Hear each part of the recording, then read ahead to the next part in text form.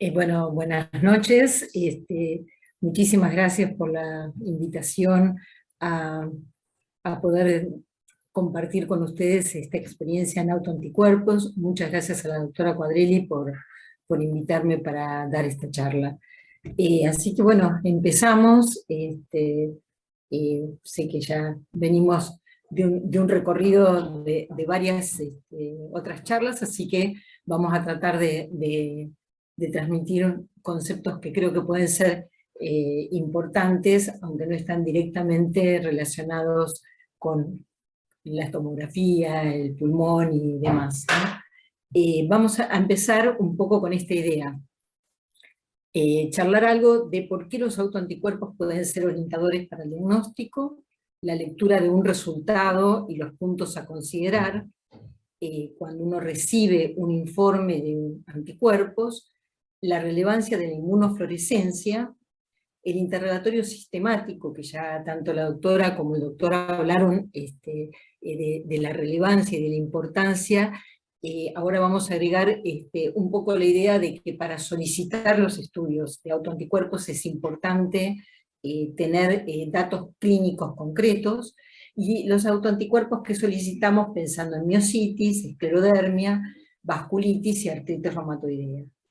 Entonces, aquí vemos esta idea, esta propuesta de un algoritmo, que después lo vamos a ver cuando terminamos toda la presentación, como orientador, como herramienta diagnóstica, para poder solicitar estudios en base a los datos clínicos. Ya el concepto del colágenograma ha sido desterrado hace mucho tiempo, no solo porque tenemos el plan de ahorro de recursos, sino porque no tiene ningún sentido dejar en manos del bioquímico la decisión de qué incluye el colágenograma.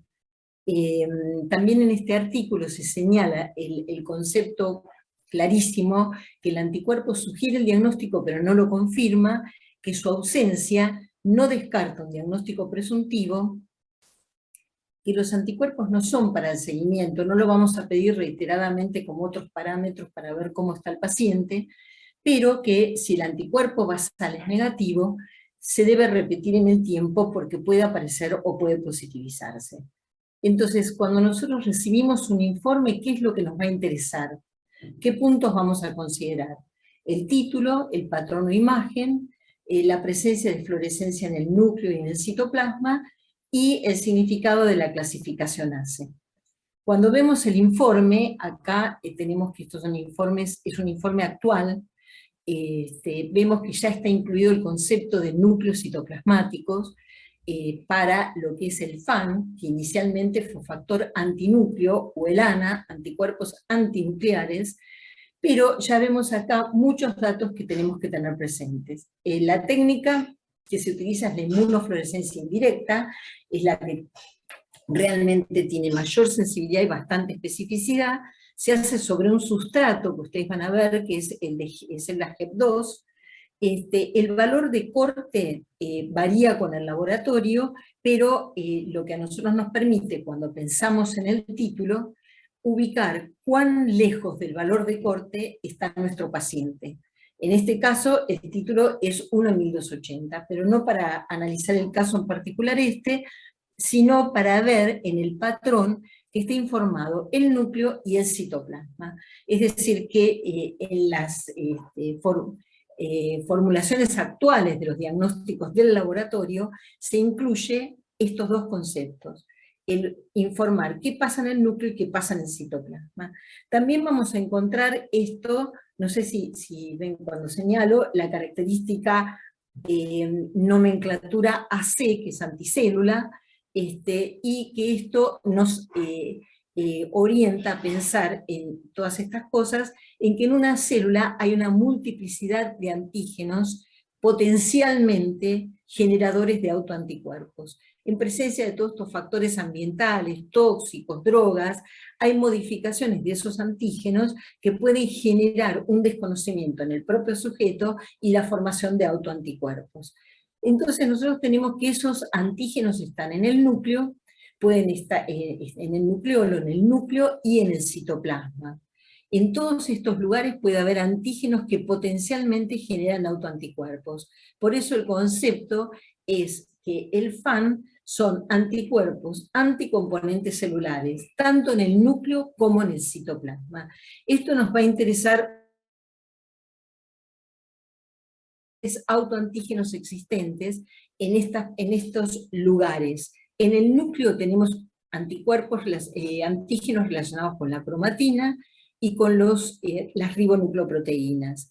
En el nucleolo encontramos antígenos potencialmente que gatillan autoanticuerpos muy representativos de la esclerodermia, la RNA polimerasa, la topoisomerasa, PM-esclerofibrilarina. Es decir, que si nosotros encontramos que lo que está fluorescente o lo que está informado como patrón o imagen es nucleolar, ya nos va a orientar hacia esta patología, hacia la esclerodermia.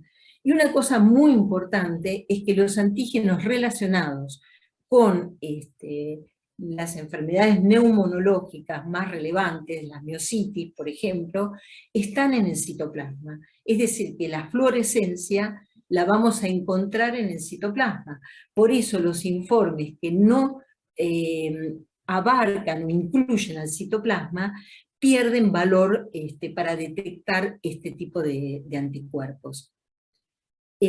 También acá recuadramos esta clasificación con distintos números, que la van a encontrar y que simplemente remite a un árbol súper complejo, pero que orienta para nosotros, para los reumatólogos, a buscar con qué anticuerpos se pueden estar relacionando estos patrones celulares.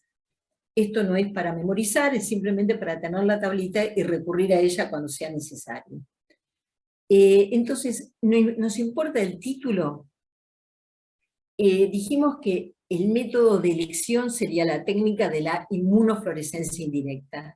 Ahora, el título sí importa, y importa la sensibilidad y la especificidad. Un valor de corte de 1 en 80, como el método, como el informe que les mostré, tiene una muy buena sensibilidad, pero resulta que más o menos un 15% de las personas, de los sujetos normales, pueden dar positivo y pueden tener un título de 1 en 80. Cuando nosotros pasamos a 1 en 160, se reduce muy poquito la sensibilidad, pero sí, solamente un 5% de los resultados positivos van a corresponder a sujetos normales. Entonces importa el título, importa la sensibilidad y la especificidad del método. Hay muchas enfermedades, no solo las que tienen autoinmunidad reumatológica, sino también la autoinmunidad hepática, la tiroidea, la neurológica, que pueden dar ANA positivo. Por eso por eso uno busca tanto buscar elementos sugestivos de sensibilidad y de especificidad. Acá tenemos los patrones que no tienen mayor interés que el remarcar la importancia en la enfermedad pulmonar intersticial del patrón citoplasmático. El patrón citoplasmático, acá vemos el núcleo está oscuro y lo que fluorece es el citoplasma. En la imagen inferior a esta, es decir, acá vamos a tener una amplia fluorescencia del núcleo y el citoplasma no se ve directamente. Acá tenemos una fluorescencia moteada y acá tenemos una fluorescencia nucleolar. Es decir, que a nosotros nos va a llegar el informe como citoplasma positivo, núcleo positivo, o patrón moteado o patrón nucleolar. Pero yendo más a lo concreto, nosotros sabemos que hay múltiples síntomas que pueden presentarse en la enfermedad pulmonar intersticial. Síntomas y signos. Y es muy importante, como ya se remarcó en las distintas charlas, el interrogatorio sistemático previo a la solicitud de estudios. Tanto el interrogatorio como el examen clínico. Dentro de los datos específicos, remarcar las manos en mecánico, las úlceras digitales, o la que se llaman las mordeduras de rata, que son las cicatrizales en la esclerodermia, las artritis, el fenómeno de Raynaud, Y, por supuesto, un elemento muy, muy importante es el tema del ojo seco, la boca seca, las aftas o las úlceras orales, la alopecia, la fotosensibilidad, son distintos datos que siempre tratamos de tener presentes para orientarnos en el diagnóstico. Acá en este trabajo vemos cómo los hechos serológicos tienen una relevancia parecida a los hechos clínicos y a la tomografía. Entonces los autoanticuerpos tenemos que son característicos de estas enfermedades que vamos a resumir. Una cosa que últimamente ha tenido realmente relevancia es la presencia de anticuerpos, miocitis específicos y miocitis asociados. Dentro de los miocitis específicos tenemos los anticuerpos antisintetasas, anti-Mi2, anti-tifunogama, anti-MDA5 y otros. De estos remarco los que tienen relación con las enfermedades pulmonares intersticiales. Al igual que los miocitis asociados, remarcamos el ROS52 y el PM-esclero. Yendo ya al fenotipos de presentación de la EPI en las miocitis, sabemos que las miocitis pueden ser previas a la enfermedad pulmonar intersticial. La enfermedad pulmonar intersticial es previa a la miocitis, es decir, que va a ser detectada o va a llegar primero al neumonólogo que al reumatólogo. De ahí la importancia de tenerlo presente, y también puede haber un compromiso simultáneo de miocitis y enfermedad pulmonar intersticial. ¿Para qué nos interesa aclararnos si la enfermedad pulmonar intersticial está en el contexto de una enfermedad del tejido conectivo, particularmente de una miocitis? Porque tienen mejor pronóstico, pero fundamentalmente porque tienen más opciones terapéuticas para evitar el retraso diagnóstico cuando la enfermedad pulmonar precede en años a la miocitis. Y para nosotros como reumatólogos nos interesa muchísimo ubicar si la enfermedad del tejido conectivo está asociada a una enfermedad pulmonar intersticial, porque va a tener más morbimortalidad que en los pacientes con enfermedad del tejido conectivo sin enfermedad pulmonar intersticial. Entonces la miocitis en la enfermedad pulmonar intersticial difieren, las distintas miocitis que vamos a comentar, difieren en gravedad, en velocidad de progresión, en respuesta al tratamiento, en recaídas y sobre todo en perfil o fenotipo serológico. Y hay tres fenotipos serológicos: el antisintetasa, el anti-MDA5 y el PM-esclero. Bueno, y acá llegamos al tema del síndrome antisintetasa, que realmente puede asociarse a todas estas enfermedades, a la dermatomiositis, a la dermatoamiopática, a la polimiositis. Puede iniciar solamente con artritis o con artritis y fenómeno de Raynaud, y puede iniciar solo con enfermedad pulmonar intersticial. Entonces, cuando nosotros tenemos una enfermedad pulmonar intersticial, nos interesa aclarar de qué se trata, para definir el diagnóstico, estimar el pronóstico y ver qué abordaje terapéutico se requiere. Acá tenemos algo muy característico de la enfermedad pulmonar intersticial, que es las manos en mecánico, y que se asocia particularmente a enfermedad pulmonar intersticial su presencia. Son estas, la típica mano en mecánico, con descamación, fisuras, eritemas periunguiales. Esto se llama el pie del caminante, que también tiene muchísimas escamas, y que son datos que pueden pasar desapercibidos, sobre todo si el paciente trabaja, es mecánico, trabaja con las manos mucho, y tiene lesiones que él interpreta como parte de su trabajo diario. Entonces el síndrome antisintetasa se caracteriza por distintas cosas: la presencia de artritis, miocitis, enfermedad intersticial pulmonar, fenómeno de Raynaud en manos de mecánico, y puede presentarse en forma completa o con una sola manifestación principal. Y las demás pueden aparecer a lo largo de la evolución. Entonces vamos a analizar estos fenotipos. Para esto sí nos tenemos que detener un poquitito más en los anticuerpos en sí. El fenotipo antisintetasa se relaciona con una serie de autoanticuerpos, que es esta lista larga, que incluye el Jo1, PL7, PL12 y todos estos otros anticuerpos. Se caracterizan porque su antígeno es intracitoplasmático, que son estas enzimas, citoplasmáticas, y por ende su fluorescencia va a ser citoplasmática. El FAN, si no se informa el citoplasma, va a ser negativo. Pero nosotros ya sabemos que vamos a tratar siempre de buscar el citoplasma en el informe del FAN. Y si no, pedirlo, reclamarlo, porque debe ser informado. Y después también tenemos que estos se pueden estudiar a través de diferentes ensayos. Actualmente el liamiositis es algo que está, por lo menos en distintos lugares, disponible como para tratar de perfilar un poquitito más esta enfermedad. Ahora recordemos entonces, o repasamos el hecho de que el FAN puede ser negativo en 50% de los síndromes antisintetasas. ¿Y por qué es negativo? Bueno, porque esta técnica es operador dependiente, porque cuando se hace un proceso de fijación en la técnica, pueden alterarse los antígenos del citoplasma, porque directamente la línea celular que se usa no sea la HEP2 y no visualiza el citoplasma, o porque se positivice tardíamente. Entonces, acá, ¿qué nos importa de esto? Nos importa que, si es negativo, vamos a pedir el liamiositis, que son todas estas distintos anticuerpos, que la peculiaridad o la particularidad que tienen, que por la forma de la técnica, si nosotros queremos pedir uno solo, nos van a informar todos, porque es un inmunoblot en donde los antígenos están presentes todos.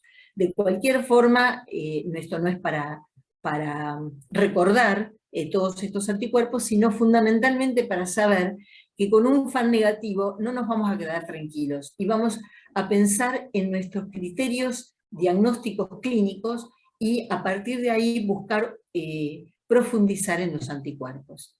Estos son los que más frecuentemente se ven dentro de la enfermedad pulmonar intersticial.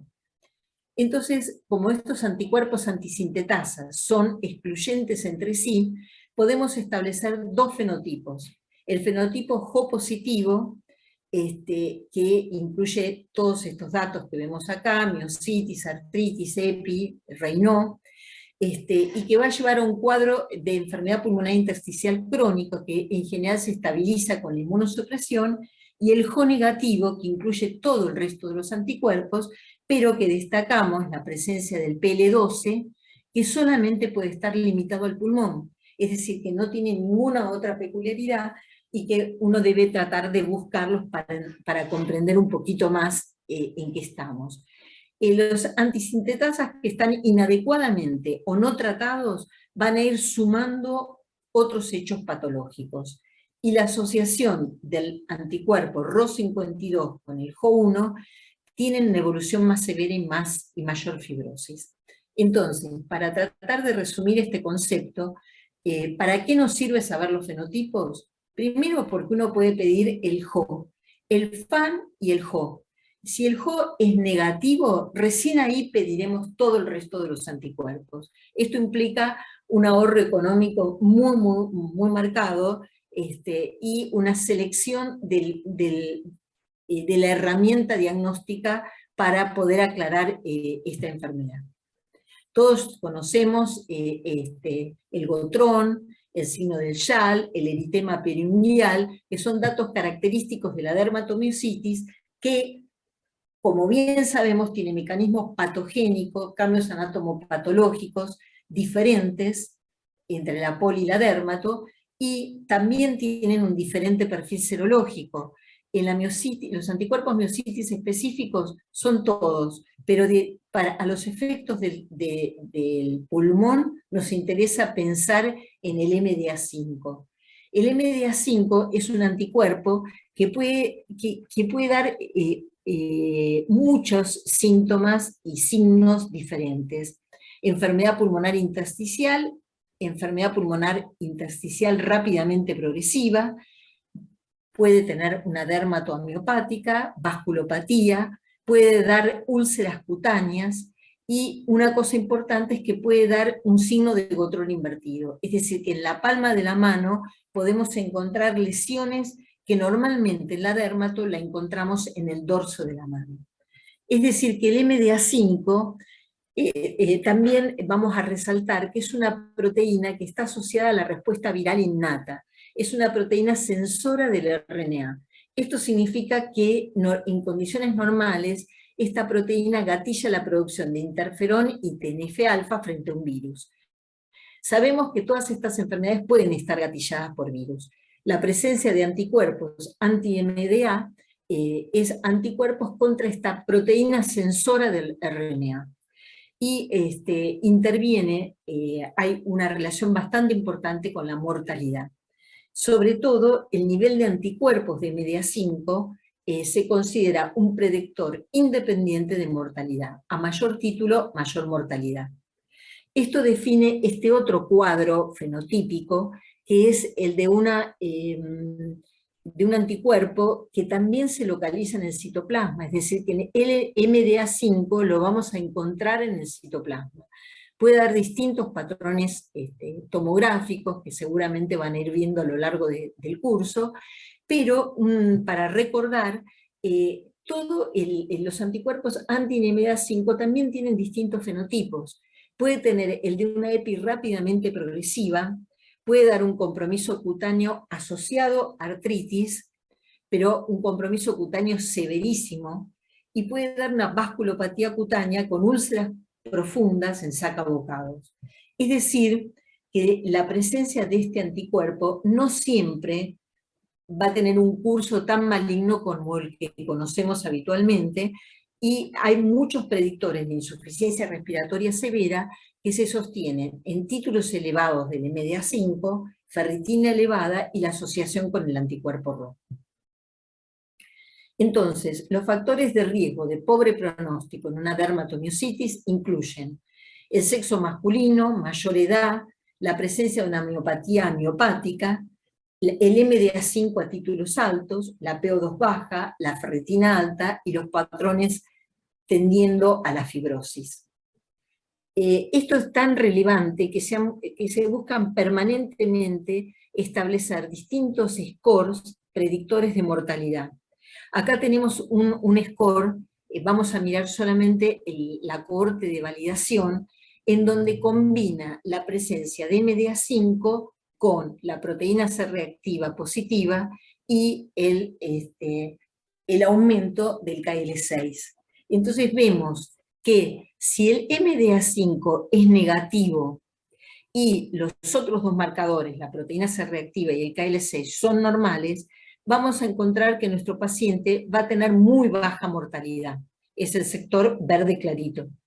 Ahora, en el otro extremo, en el extremo del rojo, si el MDA5 es positivo y tiene una PCR elevada y un KL6 elevado, el paciente va a tener alta mortalidad.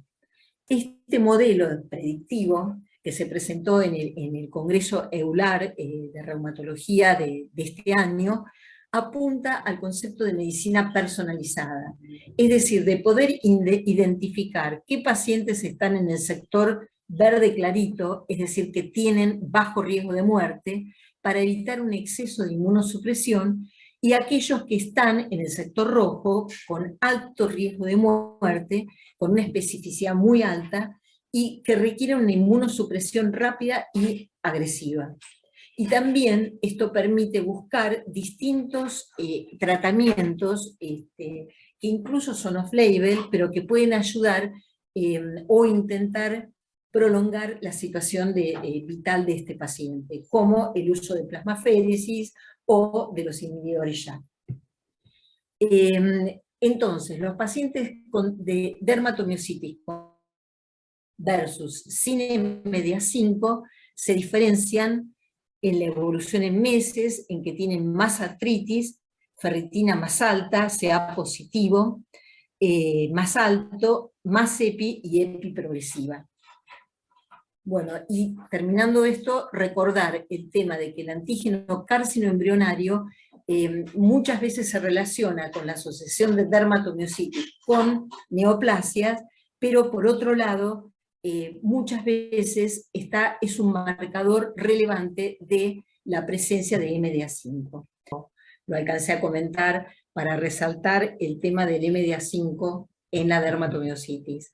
que la dermatomiositis para nosotros es importantísimo el detectar si tiene o no compromiso pulmonar, como en cada una de las enfermedades del tejido conectivo. Y en los anticuerpos anti-MDA5 de la dermatomiositis, saber si la enfermedad pulmonar intersticial va a ser rápidamente progresiva o si va a tener un margen de tiempo como para poder, un margen mínimo de tiempo, porque siempre vamos a hacer un tratamiento con inmunosupresión.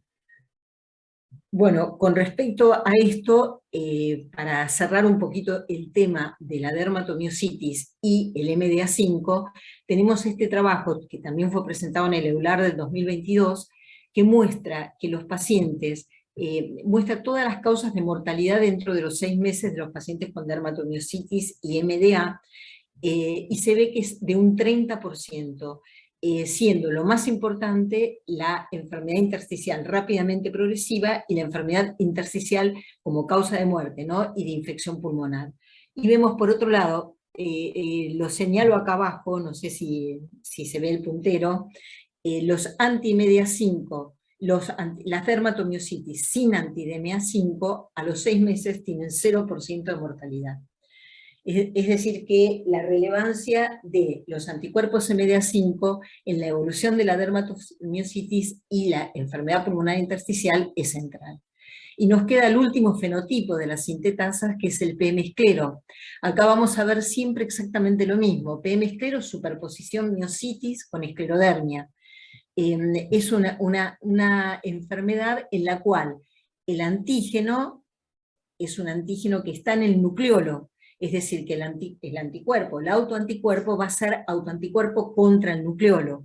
Acá el patrón que vamos a tener es un patrón nucleolar. Por eso yo les digo, el patrón citoplasmático se asocia mucho a sintetasas, a MDA5, entre otras cosas. El patrón nucleolar lo vinculamos muchísimo con esclerodermia o con este overlap de PM esclero. Con respecto a los anticuerpos de la esclerodermia, acá puse brevemente los criterios de clasificación ACR regular de la esclerodermia, y vemos, fundamentalmente nos vamos a dedicar al tema autoanticuerpos, que ya en estos criterios figura la presencia de centrómero, esclero70 y la RNA polimerasa 3. Estos son anticuerpos de la esclerodermia muy característicos, los que fundamentalmente conocemos es centrómero y esclero70, que son los que realmente se relacionan con la patología pulmonar. Acá tenemos los anticuerpos de esclerodermia clasificados en la esclerodermia difusa y limitada. Ustedes saben que la esclerodermia difusa se considera la esclerodermia que se ha discutido muchas veces, que va más allá del antebrazo, digamos. Y la limitada es la que fundamentalmente compromete bien los extremos distales, tanto de manos y pies, y puede comprometer también la cara. Los anticuerpos característicos son la esclero70, RNA polimerasa 3 para la difusa, centrómero y THTO para la limitada. Ahora, una cosa que quiero mostrar para simplificar es cuáles son de estos anticuerpos los que realmente están vinculados con el pulmón, porque hay muchísimos otros anticuerpos también que directamente no los incluimos. Sabemos que el esclero70, la topoisomerasa, se relaciona con la enfermedad intersticial pulmonar y con un curso rápidamente progresivo.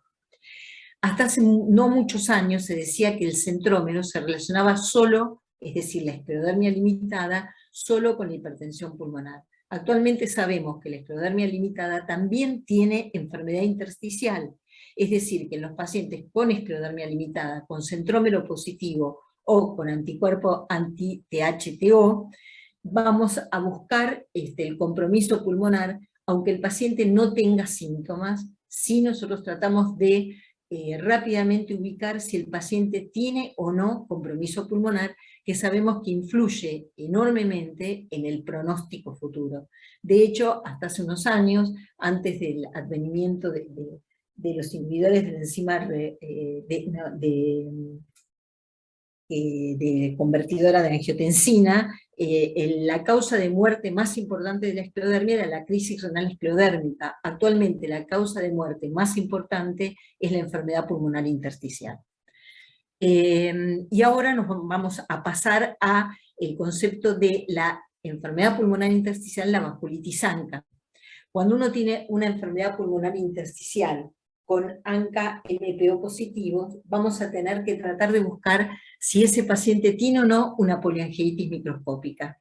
Nosotros tenemos que la enfermedad pulmonar intersticial se presenta, la PAM puede tener hasta un 45% de enfermedad pulmonar intersticial y la GPA un 23%. El inicio de la enfermedad pulmonar intersticial puede ser simultáneo, puede preceder a la vasculitis o ser posterior a la vasculitis. Pero una cosa importante es que la presentación puede ser el cuadro vasculítico o puede ser solo la EPI aislada o la EPI con MPO ANCA. Y entonces nosotros tenemos que, cada vez que tengamos un paciente con EPI y no tenemos muy claro y con todo el cortejo de síntomas que se vinculan a una enfermedad autoinmune, tenemos que tratar de buscar estos anticuerpos. Acá tenemos los anticuerpos, bueno, ANCA, el ANCA-C, y el ANCA-P o MPO, que es el que realmente está vinculado con la fibrosis. Se plantea muchas veces, hay distintas hipótesis, una de ellas es que hay microsangrados previos a la hemorragia alveolar clara, o sin que después haya una hemorragia alveolar, que podrían contribuir al mecanismo de fibrosis de los anticuerpos ANCA. Nosotros acá vemos un esquema básico de cómo tenemos la genómica y la epigenómica, todos los factores ambientales, todos los tóxicos que dijimos, liberan citoquinas, esas citoquinas hacen que los gránulos que se encuentran en el citoplasma, entre otros el MPO, se expongan en la superficie de la célula.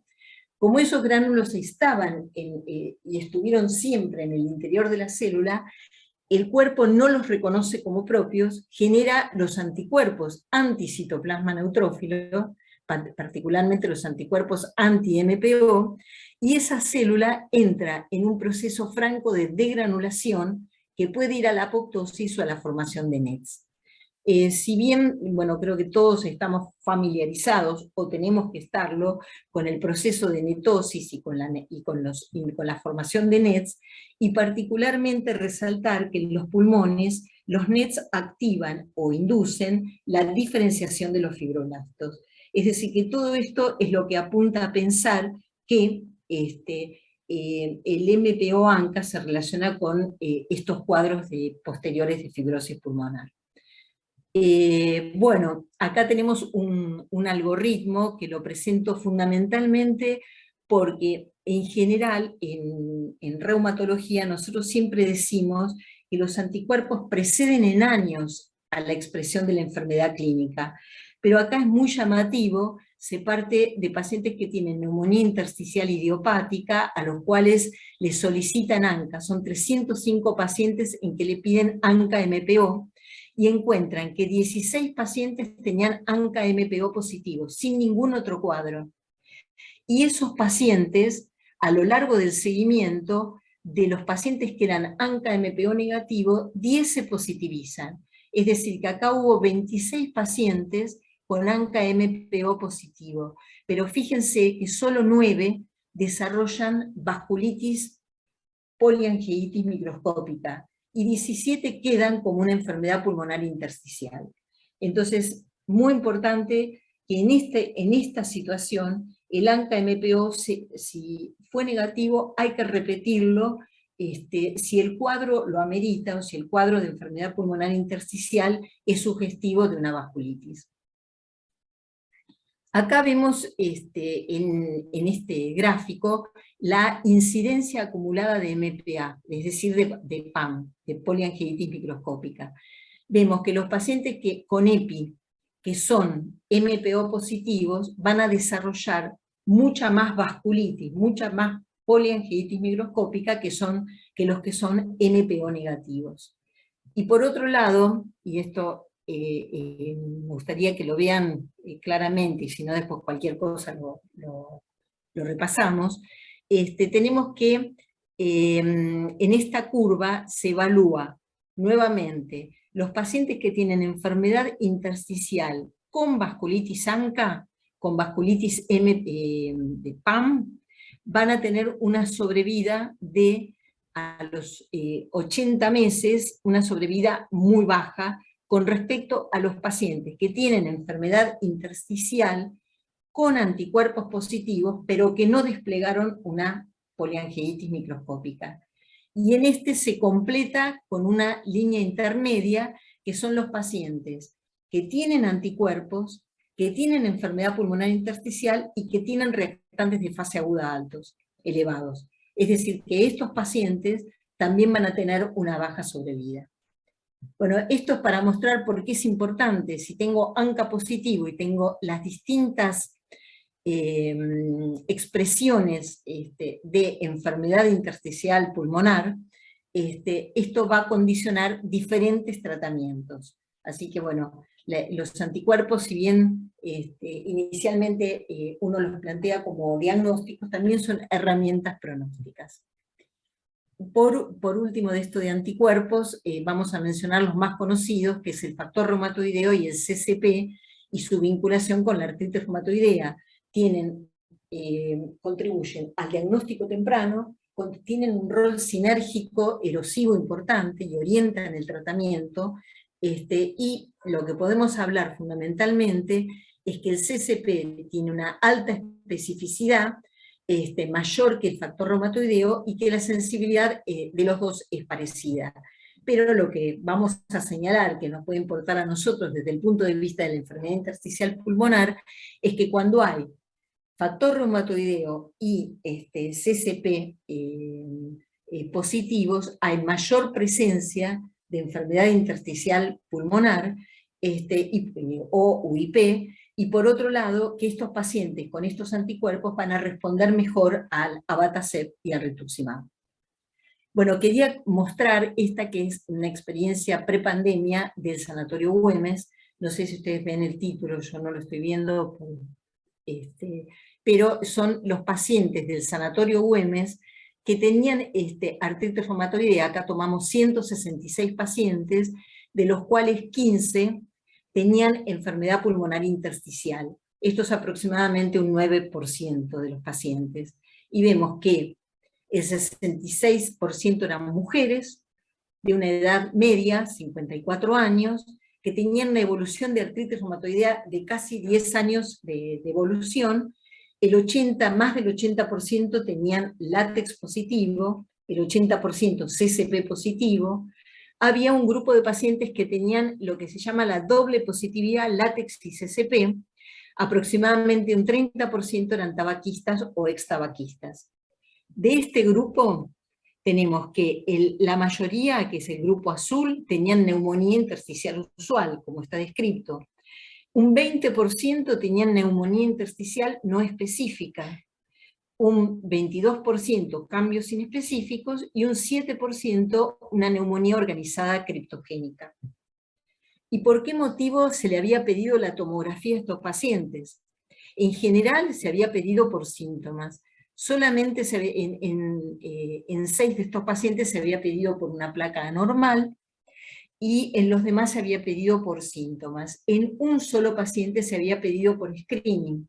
Este es un tema que hemos discutido muchas veces, si se justifica o no pedir una tomografía en todos los pacientes que tienen artritis reumatoidea. Una posible respuesta, para una discusión larga, es que los pacientes que son doble seropositivos, mujeres, de edad media de la vida, es conveniente tratar de buscar la enfermedad pulmonar intersticial o la neumonía intersticial usual. Y acá tenemos un análisis multivariado, son muy pocos pacientes, pero vemos los odds ratio que nos dan, si bien las P no son significativas, en los odds ratio vemos que hay mayor presencia de EPI en contexto del látex positivo, del CCP positivo, de la presencia o el antecedente de tabaquismo. Para terminar, voy a presentar este algoritmo, que es de un trabajo de neumonólogos para neumonólogos, y que está levemente modificado por el concepto que quería transmitirles hoy relacionado con la fluorescencia del citoplasma. Acá se plantea como el primer anticuerpo a solicitar el FAN, ANA, si este nos da positivo con un citoplasma negativo, bueno, ya nos vamos a orientar acá a distintas enfermedades, a la enfermedad mixta del tejido conectivo, al lupus, a la esclerodermia sistémica, y vamos a pedir los anticuerpos característicos o relevantes de estas enfermedades. Ahora, si el citoplasma si el FAN es negativo, pero el citoplasma es positivo, ahí tenemos que pedir el JO. ¿Por qué? Porque nos va a dividir las aguas entre si son sintetasas JO positivas o JO negativas. Si el JO es negativo, vamos a proceder a, ya sabemos que estamos ubicados en el contexto de miositis, de síndrome antisintetasa o de síndromes de superposición. Entonces ahí vamos a pedir el liamiositis que les comenté antes. Después otros anticuerpos que es importante pedir y conocer es el RO y el LA, pensando en el síndrome de Sjögren, y en todas las enfermedades autoinmunes que muchas veces tienen estos anticuerpos positivos, como dijimos en las miositis, desde ya el factor reumatoideo y los anticuerpos anti-CCP, y por último el ANCA y el MPA, que esto nos va a orientar, si es positivo, a una poliangiitis microscópica. Bueno, esto es lo que quería comentar.